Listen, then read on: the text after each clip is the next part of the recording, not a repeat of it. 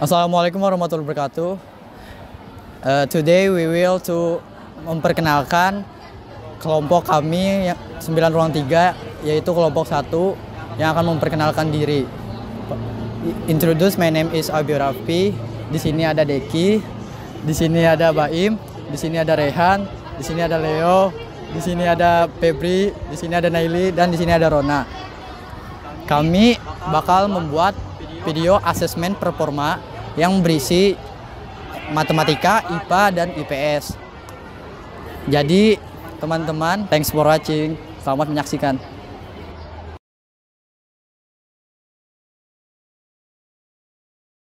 Teman-teman, di sini siapa sih yang mengalami gigi berlubang? Jika kalian makan atau minum yang manis, maka itu adalah penyebab utama dari masalah gigi berlubang.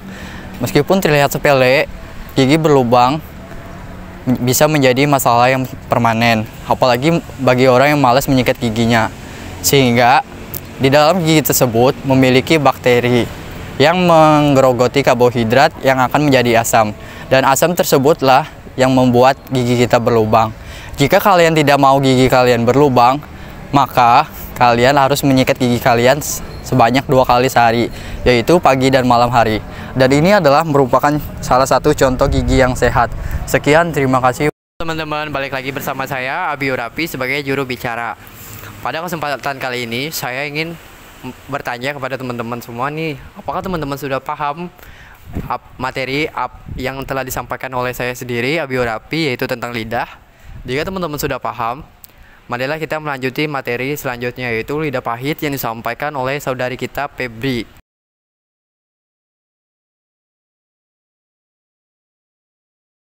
Lidah. Semua orang pasti pernah merasakan lidah pahit pada saat sakit. Kalian penasaran gak sih hal tersebut terjadi karena apa?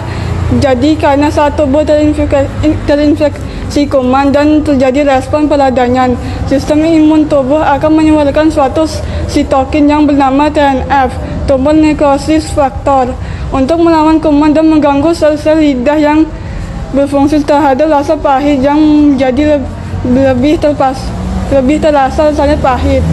Untuk mengurangi masalah tersebut, kalian dapat menjaga kebersihan mulut dan minum air putih yang cukup. Teman, apakah teman-teman sudah paham tentang materi yang telah disampaikan oleh saudari kita, Febri? Jika teman-teman sudah paham, marilah kita melanjuti materinya dengan materi yang akan disampaikan oleh saudari kita, Naili Munaya, yaitu tentang tenggorokan.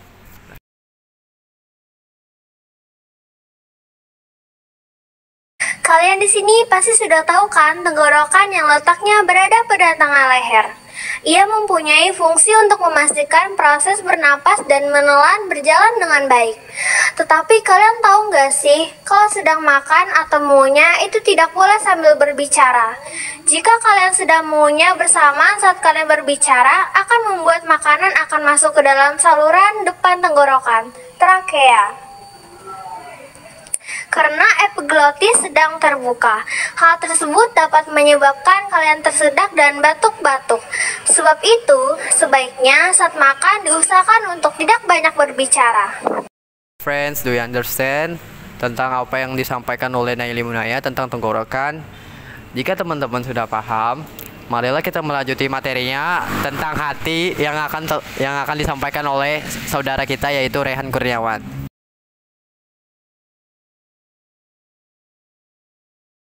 Semua orang memiliki organ hati yang disebut sebagai multitasker utama tubuh yang berada pada sisi kanan tubuh, tepat di bawah tulang rusuk. Setiap makanan dan minuman yang kita konsumsi akan melewati hati untuk memproduksi zat-zat diperlukan untuk tubuh.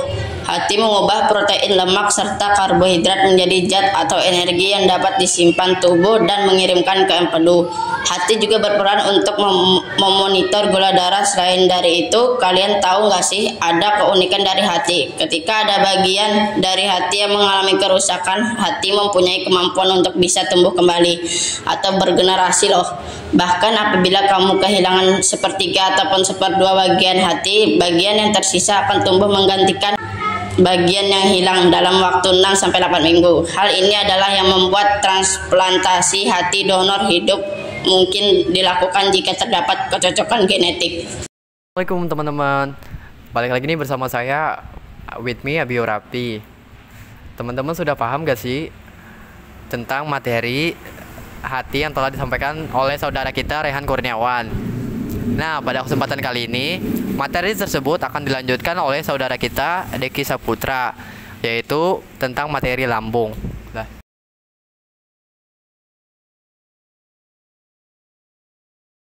lambung terletak pada perut bagian kiri atas berbentuk menyerupai huruf J.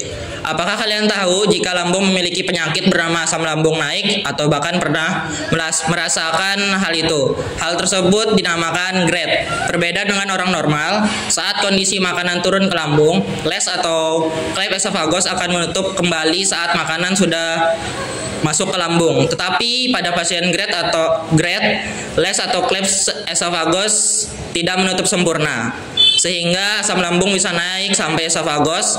Hal tersebut menyebabkan iritasi pada dinding esophagus dan menimbulkan gangguan seperti mual, muntah, susah menelan, bau mulut, dan nyeri tenggorokan. halo teman-teman, balik lagi nih bersama saya Abio Rapi sebagai juru bicara pada kesempatan kali ini. Teman-teman paham gak sih apa yang telah disampaikan oleh saudara kita Deki, yaitu tentang lambung? Nah, pada kesempatan kali ini materi tersebut berlanjut dengan materi tentang usus besar yang akan disampaikan oleh saudari kita Rona Aurora Ramadhani.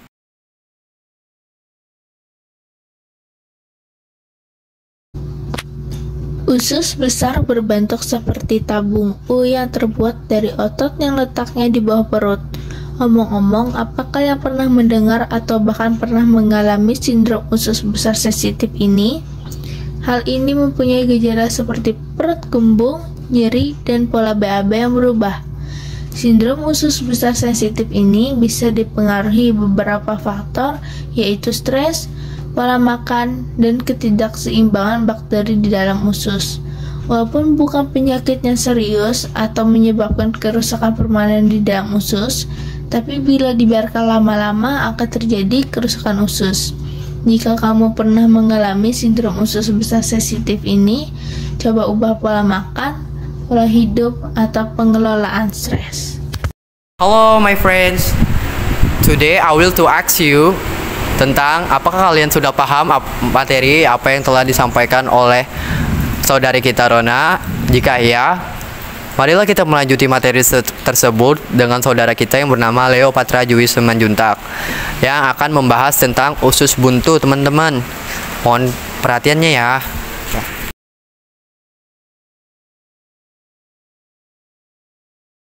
Apa kalian percaya jika makan mie instan dan makanan pedas dapat menyebabkan usus buntu? Sebenarnya hal tersebut tidak sepenuhnya benar. Yang sebenarnya terjadi adalah dikarenakan saluran usus buntu yang harusnya lancar itu kehalang sesuatu. Jadinya terakumulasi cairan numpuk banyak dan terjadi tempat sarang bakteri yang lama-kelamaan akan pecah. Penghalangnya itu antara fecalities atau appendicolitis. Jadi penyebabnya tidak sepenuhnya karena mie instan atau makanan pedas. Akan tetapi kalian tetap tidak boleh memakannya terlalu berlebihan jika makan makanan tersebut. Terima kasih. Teman-teman, balik lagi nih bersama saya Abio Rapi sebagai juru bicara pada kesempatan kali ini. Teman-teman sudah paham gak sih materi yang disampaikan oleh Leo Patra Jui Simanjuntak, yaitu materi tentang usus buntu. Nah, teman-teman, marilah kita melanjuti materi tersebut dengan pemateri yang bernama Muhammad Haikal Ibrahim yang akan menyampaikan tentang kantong empedu.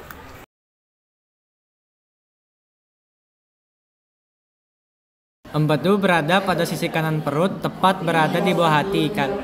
Kalian harus tahu bagaimana jadinya apabila hidup kita tidak mempunyai kantung empedu. Yang terjadi pada tubuh kita ketika kantung empedu diangkat, yaitu adalah dapat menyebabkan diare. Pada saat awal tubuh akan sedikit kesulitan untuk memecah lemak yang kita makan sehingga penyerapan sedikit terganggu dan terjadinya diare. Kedua, bisa terjadi kembung karena setelah diangkat tubuh kesulitan memecah lemak. Maka usus kita mengkompensasinya dengan penyerapan lebih lama setelah 3-6 bulan. Tubuh kita akan beradaptasi seperti biasa lagi.